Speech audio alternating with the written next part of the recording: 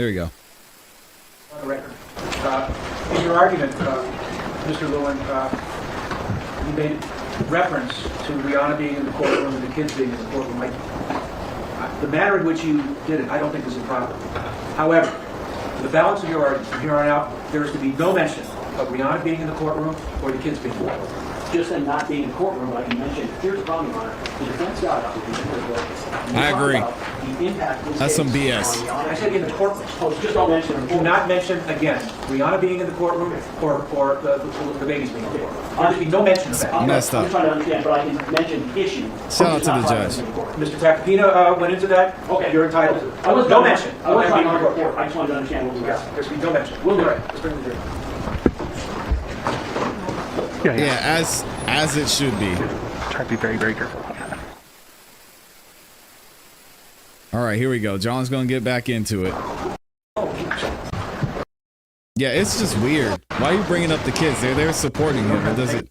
Have to turn the back of the record. All parties are present. He's not doing what he thinks he's doing. But maybe. So that was the key evidence in this case regarding Relli. Could not have been more plain in what he said. Could not have been more credible regarding the issues that matter. And what are the issues that matter? The defendant shot him. The defendant brought a gun, a real gun, to the scene. What's interesting is that it's very clear, and you heard the testimony from Wally. Wally said he was, quote, mediating, which, please. At one point in time, what you heard him say, he changed the word, which I think he's going to also, I'll take it in a second. This is what happens when you get on the north. Mitigating, thank you. Later on, he said, no, he was trying to mitigate. Sometimes that's called a gaffe. A gaffe is something that you don't mean to say, but which turned out to be true. He was trying to mitigate for Rocky. And how do you know? Because he called Rocky immediately afterward. And then he's saying, I don't remember what Rocky said. I couldn't tell you. Why is he calling him? Why is he taping this? And why during this call, repeatedly, he is telling Relli, ask for a bag, meaning ask for money. Relli's telling him, I asked for money. He doesn't want to give it to me. Wally continually says, hey, basically, why you take him to the guys? Why take him to the boys? Meaning, why'd you bring the cops into it? He is doing the bidding for the defendant. And what's amazing, and again, it's not right, but the defendant, according to Relli, could have eliminated this whole situation by simply taking care of it with Relli. It wouldn't have been right. It wouldn't have changed what he did. But Relli apparently would have been on an island where we couldn't have found him. That's what he said. His choice, his option, his consequences. He's saying he should have paid him? Dang. The defense That's said tough. that Spending we that man's believe, this is money. a quote, that tape is, quote, death to our case. I don't know what he means by death. That is not death to our case. That tape was the key to Relli's credibility if you believe it is important. In other words, that tape backs up every material point that Relli has made. Okay, believability of witnesses. In determining the believability of a witness, this is California 226, you may consider anything that has a tendency to prove or disprove the truthfulness of the witness. Again, I'll be very clear. 12 and ASAP Lou came in there, and they repeatedly lied just about almost everything. I'm not going to go through all the inconsistencies. 12 didn't want to concede that he's reliant on the defendant. Didn't want to admit that he's talked to the defendant. If you believe 12 and Lou, they've had almost no conversations about what happened in this case since the start. And if you believe Wally, even though Wally is, quote, mediating the situation, he's never talked to Rocky about it. He's never talked to 12 about it. How do you mediate a situation when you're only talking to one party? It's just not true. They lied. The difference between Relli and the defense witnesses is Relli was hostile. Relli was angry. Relli threw things. Listen, that wasn't appropriate conduct. You saw the judge. The judge was very frustrated with him. Everybody was frustrated with him. Listen, Mr. Prosecutor, that was his witness. That's no easy task for him. But in the end, his credibility about what counts in this case was absolutely proven, and it was proven through their own witness. The evidence in this case, remember, we didn't have that tape. That tape came from Wally. We heard that tape only slightly before you did. Wally comes in and testifies, they play a snippet, and we play the rest. So when you're looking at the factors, you're looking at what witnesses are to be believed. They called 3 witnesses. All 3 of them perjured themselves. All 3 of them lied. What? All 3 of them came in to protect the defendant. How? And although they were calmer and more respectful, they perjured themselves in material areas. Relli, on the other hand, How? was truthful about everything that counted. So the defense focused on the fact that basically you didn't. Well, I missed it. How did they prove that they were lying? Because they proved multiple times that their witness was lying. I don't see where he proved that they were lying. Reject the testimony of Relli if you find that he lied about anything. However, Courtroom 226 tells you do not automatically reject testimony just because of inconsistencies or conflicts. Consider whether the differences are important or not. So listen, is it true that Relli, at points in time, was untruthful during his testimony? Absolutely. When he's saying, I don't know my girlfriend's name, of course he knows his girlfriend's name. When he's saying he doesn't know about a place in Miami that he purchased, of course he knows. When he But says those differences, the those phone calls are a inconsistencies, lie, those conflicts, they're not only not important, they are completely irrelevant. so no big deal. So Relli can lie on the stand. Fine. He's our witness. But those other guys, they can't lie. And I'm not going to prove to you that they lied. I'm just going to say that they lied, and you have to believe me. Got it. In talking about ASAP Lou for a second. He said his client, yes, he said his witness lied. Okay, let's talk about the injuries to Relli's hand. Now the defense said, hey, prosecution, you did not call a witness to come in here and say that that is a wound from a gun. How is somebody going to be able to come look at an injury and tell you where it came from? Now here's what you have to ask yourself.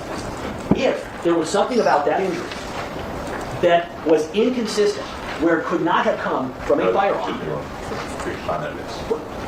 Is this an exhibit? It's not evidence. I believe this is the correct exhibit. Is this it? It's the incorrect. Oh, you know what? Hold on, let me back it up.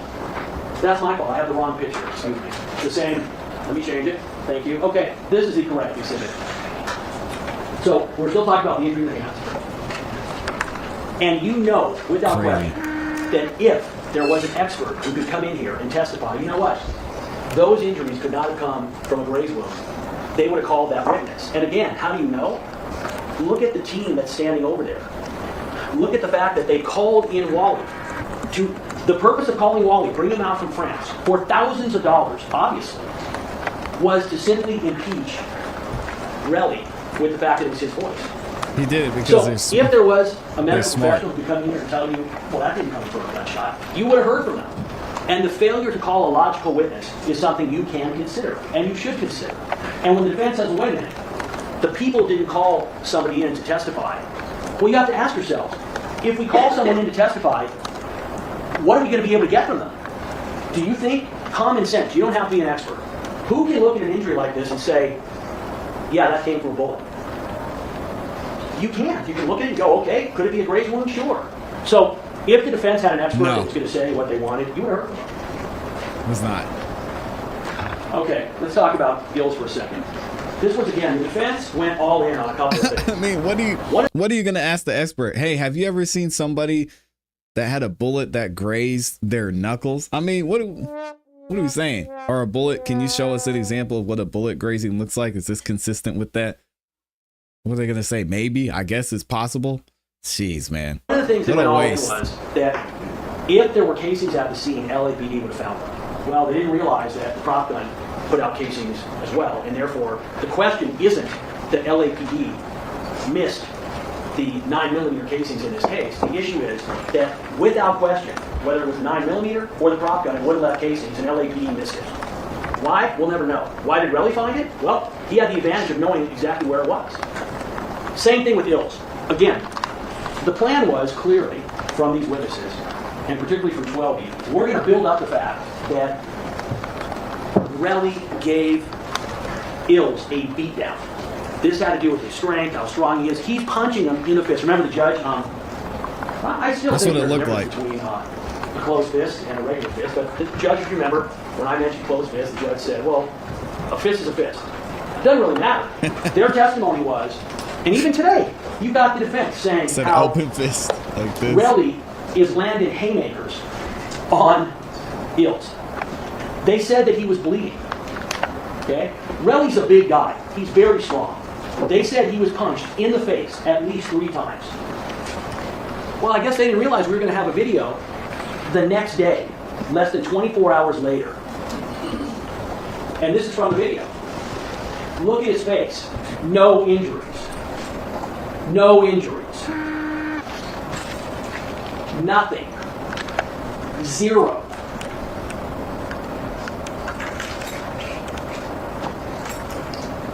Still photo from the video. Nothing. That is not the face of somebody What's that right there? I don't know. that was punched in the face repeatedly, given a beating by a large, strong man less than 24 hours before. Someone who they said was bleeding from an injury to the lip when we see nothing. And by the way, where is Ills? Ills is his friend, Rocky's friend. If you think for a moment that Ills would have had something helpful to say in this case, they would have called him. And when they said, wait a minute, the people needed to call him. Why on earth would it make sense for the people to call one of the 3 individuals who was clearly involved in ambushing Relli in the first place and who was reliant on the defendant for his career? If Ills had anything helpful, they would have called him. Didn't he get upset So, about the same thing, I brought though? this up in Come on. in one year, and this is really important, an idea that I wanted to make sure you guys understand. We mentioned that we might have to be a little bit aggressive on cross-examination. And I wanted to make sure I asked you all in advance, hey listen, if we have to be aggressive in cross-examination with witnesses, are you going to hold that against us? You all said that you wouldn't. Now, whether you all found Mr. Preslenik to be too aggressive, too loud, too mean, I can't control this man. I can try, but it's impossible. And again, I make that joke because obviously, I'm an intense guy. This is a serious situation we're in. And Mr. Capapina got up here, he explained to you what it's like to be a defense attorney, what it's like to have what he said is an innocent client. Let me tell you something. I want you to imagine right now that someone you cared about was a victim.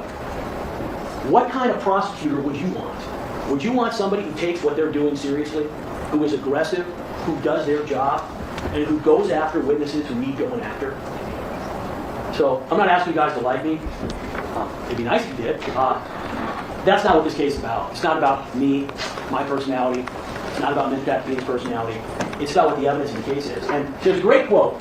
Professor John Henry Whitmore, Northwestern Law School dean, he also wrote a series of books, legal books. He was a scholar. And what he said was, cross-examination is beyond any doubt the greatest legal engine ever invented for the discovery of truth.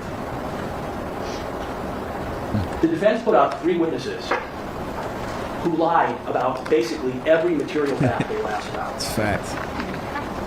Those lies were exposed through cross-examination. Was it gentle? It wasn't. But that's what it took. And I want to apologize for it. I said before, I can't expect you all to do your job if I don't do mine. All right, let's talk about what the elements are of assault with a semi-automatic firearm, 245. 1, you don't need to actually touch someone with it. So the fact that did the defendant touch Relli with the gun on the first incident, it doesn't matter. By the way, he pulls the gun out. If any of you are buying the idea, as 12E said, that it fell out when his pants were being pulled up, then I'm up here wasting my breath. Dang. I would add that you're all intelligent people, and if anybody... I knew he was going to say, y'all are smart. That, I would ask you to Here we ask go. yourselves and to ask them, is that what you think, or are you trying to find a way to not convict this man because of who he is? The issue of treating everybody equally, it's paramount to our criminal justice system. So, again, back to the elements, you don't need to actually touch someone. The evidence is that he did. You do not need to intend to use the force, meaning you don't have to pull that gun, meaning that you're planning on shooting it. You don't actually need to injure someone. You don't need to fire the gun. You don't even need to point the gun at the victim. This is in the instruction. And that also goes for the personal use of the firearm. Now, the one thing is, it has to be a firearm. And again, I'm going to go back to this because it's so important. That's again the problem. He's asking them, if you believe it fell out, then I'm up here wasting my breath. The problem is you have to prove that it did not fall out. That's the thing John Lewin is failing to miss. And here's where reasonable doubt comes in, because as he said, it's not reasonable doubts, it's reasonable doubt. Fine, reasonable doubt. You're saying he should be convicted because he pulled the gun. Did you prove that he pulled the gun? What? Oh, hell no. Did you prove he pulled the gun? And we're talking about 2 instances, right? Because there's 2 counts. In the first one where he's tussling with Relli or whatever you want to say, he goes off camera and then he comes back on camera and the gun is out behind his back in his left hand. Did they prove that he intentionally pulled it out of his waist and brandished it? Whatever you want to say. I'm not seeing it. You're saying, oh, well, if you believe that, then I'm wasting my breath. No, it's your job, sir. Defense is, it was a prop gun. That's the issue in this case. They say it's prop gun. They say all the evidence shows it's prop gun. We say it's firearm. Once you decide that it is a firearm, that means that their entire defense has fallen apart.